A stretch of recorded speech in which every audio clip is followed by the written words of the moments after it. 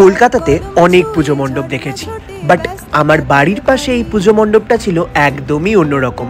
আমি এখন দেখাচ্ছি তোমাদের টালিগঞ্জের অশোকনগর পার্কের এই পুজো মণ্ডপ, যেখানে কিনা থিম করেছে বাংলা আমার মায়ের ভাষা, যেখানে রবীন্দ্রনাথ ঠাকুর, ঈশ্বরচন্দ্র বিদ্যাসাগর, স্বামী বিবেকানন্দ, বঙ্কিমচন্দ্র চট্টোপাধ্যায়, মাইকেল মধুসূদন দত্তদের প্রতিচ্ছবি এখানে তুলে ধরা হয়েছে।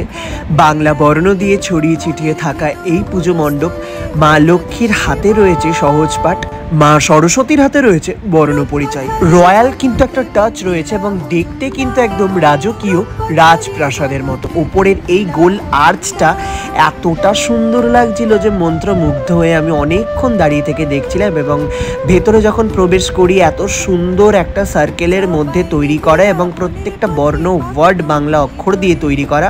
অনেক দিন পর এরকম দুর্দান্ত একটা পুজো মণ্ডপ দেখলাম। তোমাদের কেমন লাগলো জানিও। Bye bye.